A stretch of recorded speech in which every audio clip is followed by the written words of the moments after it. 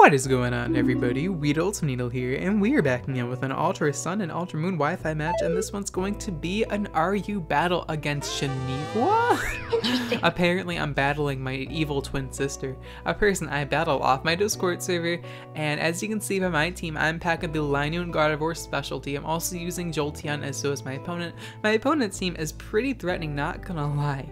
But before we get into this battle, if you guys are enjoying my Ultra Sun and Ultra Moon Wi-Fi battle content, I really would appreciate it if you hit the like button, as it helps out my channel a lot more than you think it does, and it keeps me motivated to put out these uploads for you guys, and it's always appreciated. So Shaniqua, she also copied my outfit, so that's saying a lot. Like, damn, dude. She's actually like a wannabe of me, and considering I'm just a wannabe of like Shohu and Pigment and Velicify, that's saying a lot. So there's actually like a wannabe-ception going on right now. I lead off with my Sork, my Salazzles, my opponent leads off with the Jolteon. I'm just gonna bring up my old Jolteon here to block the Volt Switch. Even if she goes for like Shadow Ball or Hidden Power Ground, it's not really a big deal. We're able to Volt Absorb it, which is pretty cool. I wish Jolteon got Lightning Rod. It would make so much sense if it got Lightning Rod, but no, it gets like, what is its ability? Quick Feet for its hidden ability? Like, yeah, that makes no fucking sense. But I'm gonna go for the Toxic here onto Donphan and just to poison it, because I figured that was switching in, and they were able to poison the Donphan, which is always a nice thing to do. Poisoning a wall is a very nice feeling. Not for the opponent, it's probably like one of the worst feelings ever, having your wall get toxic, unless you have a cleric. But most teams don't really carry clerics nowadays. So now I'm gonna switch out here and bring in Draven, my Honchkrow, because I know my opponent's gonna lay up the Stealth Rocks, and here I really want to try out this mechanic. I have Mirror Move on this set because I've used this Honchkrow before, and I wanted to see if you can Mirror Move and set up your own Stealth Rocks, because my opponent has a Moltres, and I'm like, if I can Mirror Move the Stealth Rocks up, that'd be pretty heat, not gonna lie. And then my opponent's gonna have to stay in here for an extra turn and go for Rapid Spin. So I'm gonna go for Mirror Move, but it fails because I guess it doesn't work on status moves. That'd be really funny if it did. And now my opponent makes the mistake of going for a Knockoff, because I already did a real Mirror Move, so the fact that I do have Z Mirror Move is kind of obvious. But I can just go for Z Mirror Move here, copy Knockoff, and then use a +2 Black Hole Eclipse, copying off a Honchkrow's massive attack stat. So my opponent's actually going to play it smart, switch out and bring in the Jolteon here. As I just like pulled the trigger, guys, I'm just like, I'm gonna go for the Z Mirror Move. I see an opportunity to do it, I'm gonna do it. So gonna go for Z Mirror Move. My opponent was smart enough to switch out, and since Mirror Move's mechanics are really wonky and not very good, the Z Mirror Move is actually going to fail, even though I wish I could have just Black Hole Eclipsed that Jolteon to oblivion. But I do have the Sucker Punch at +2 attack, and then still gonna knock out the Jolteon. I kind of wish Mirror Move worked like Copycat, where it just copies like your opponent's last move they use. That'd be so sick, but it only works in like a few like instances, like if you switch into an Earthquake against like Golem, then go for Z Mirror Move. That's like the only instance where I've seen it actually work, but otherwise you just do it for the +2 attack and not for the Z move. Though if you can use the Z move with the +2 attack, that's always a plus, but since Mirror Move mechanics are so weird, it's kind of hard to do so, especially if you reveal Mirror Move before you actually go for the Z move itself. But now I'm gonna go for Brave Bird. Let's go down! Because I have no reason not to. I knew the Feraligatr was gonna go for Dragon Dance. It was fairly obvious. So down goes the Gatorade. I didn't want to actually like stall out my Sucker Punch PP, as I only have 5 Sucker Punch PP, because I didn't give this thing a PP up because I don't have that many, so unfortunate. So I actually did the Preserve Sucker Punch PP, and I figured she was gonna go for either Substitute or Dragon Dance or something like that. So now gonna go for Brave Bird. It's going down yet again because I have no reason not to. Like, I'm at +4 attack at this point, so Donphan's gonna get blown away, and this Honchkrow is like blowing this man away. I thought I was gonna get like wrecked by that Feraligatr, but thankfully I was able to outplay it, and now Honchkrow pretty much gets one more kill for free, as my opponent's gonna bring in the Blade, and I can just go for the Sucker Punch here, but I didn't want to risk her just going for like Sword Stance or like Toxic or something, or being a sub-toxic to the Blade set, so I just go for Brave Bird just to play it safe, because Honchkrow's already done its job right. It already got like 3 kills on its own, so I mean, it doesn't really need a solo the game. I'm fine. I'm satisfied with your performance, Honchkrow. We'll just go for Brave Bird for some safe damage on the Blade, as it only does half damage to the Blade, and considering I'm at +5 attack, that's saying a lot, considering I know that the Blade has no defensive investment, because the Blade's just so bulky without investment. It's nutty. But now my opponent's going to switch out his Blade and bring in the Wildfire, the Moltres. Pretty risky move, because I could have went for Shadow Ball, but I guess it really would not have done that much damage to Moltres, considering Moltres has pretty nice base bulk. And we go for Earth Power into nothing, which is whatever. And I do have Stealth Rocks on this Palisade, which I could just set up on at any time.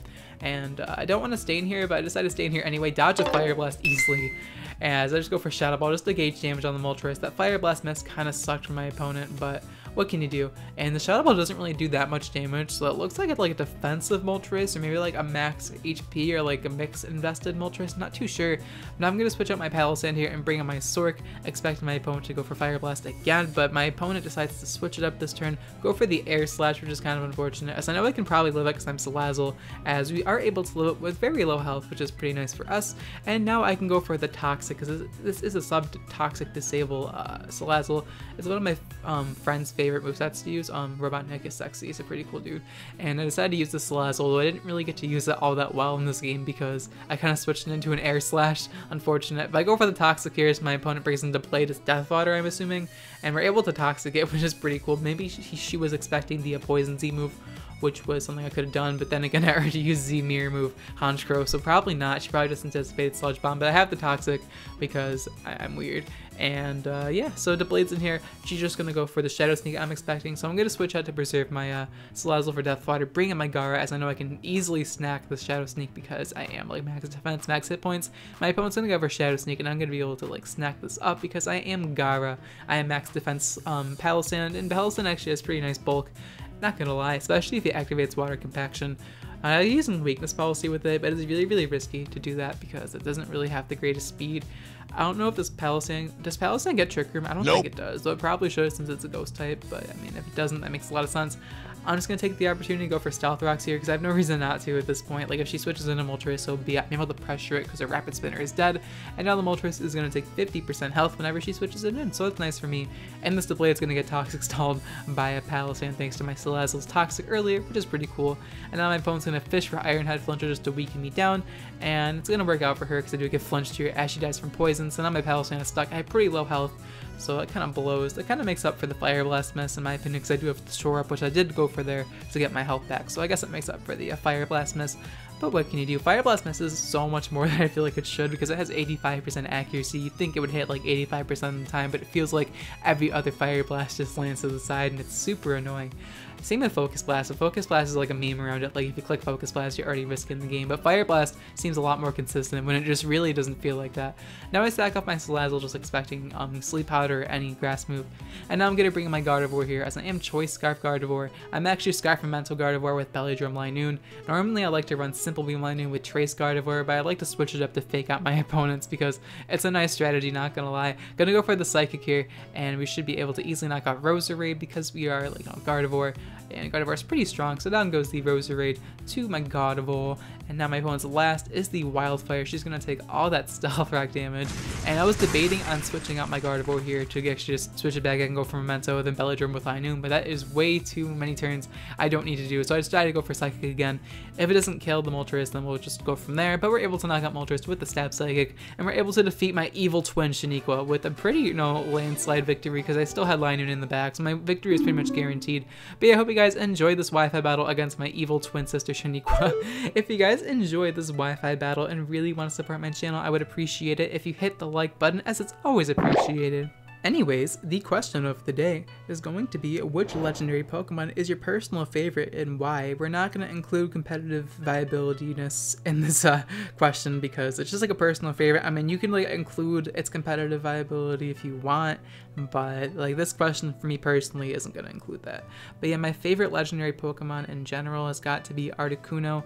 I like all three legendary birds a lot, but Articuno's design just really sick. I love the blue color. I love ice types, even though its typing's absolute garbage, but I still love it. I wish it didn't get like raped in the ass by Stealth Rocks whenever you try to use it because Stealth Rocks is on every single team. But yeah, I still love Articuno. I have to use it soon in a Wi-Fi battle because Articuno's design is absolutely great. Whenever it appeared in the anime, it was really badass, and I watched like the first two gens of Pokemon anime when I was a kid, and I actually watched some Gen 3 anime too, but I didn't really watch anything after that. But I really like Articuno because I did watch the episode where like Articuno faces matches Charizard, and like that fight was super badass as well, so it made me like Articuno even more. And another legendary I really like is Entei. I know I'm being like a Gen 1er and like a nostalgia fag by saying these answers, but it's my personal answer, and I like most legendaries, but these are just my personal favorite, of course. Entei's design is like really cool. I like fire types a lot, and the Pokemon movie, which had like the little girl and then like the daddy Entei, just made me like Entei a lot because it literally like soloed everybody, and it was pretty cool. And like the Charizard and Entei fight was pretty cool. I promise you these answers weren't revolved around Charizard fighting the legendary, because it's just a really weird coincidence I just now realized. But yeah, I really liked Entei a lot because it just soloed everybody, and I don't know, it's just really badass looking. Like, do I need to say more? But yeah, let me know in the comments down below which legendary Pokemon is your personal favorite and why. But of course, thank you guys so much for watching till the end of the video. I'll check you guys next time. Bye. Take you out.